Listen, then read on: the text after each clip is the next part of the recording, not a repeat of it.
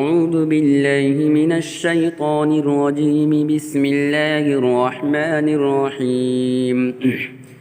وإذ قال إبراهيم رب اجعل هذا البلد آمنا واجنبني وبني أن نعبد الأصنام رب إنهن أضللن كثيرا من الناس فمن تبعني فإنه مني ومن عصاني فإنك غفور رحيم. ربنا إني أسكنت من ذريتي بواد غير ذي زرع عند بيتك المحرم ربنا ليقيموا الصلاة فاجعل أفئدة من الناس تهوي إليهم وارزقهم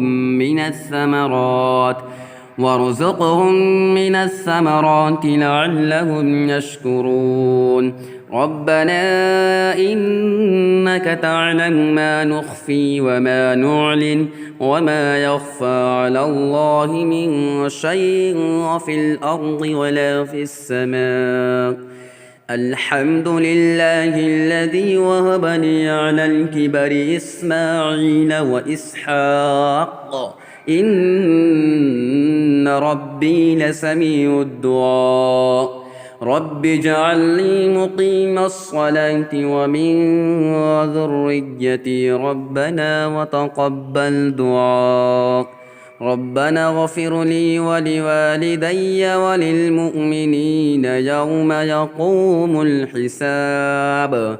ولا تحسبن الله غافلا عما يعمل الظالمون إنما يؤخرهم ليوم تشخص فيه الأبصار مهطعين مقنعي رؤوسهم لا يرتد إليهم طرفهم وأفئدتهم هواء.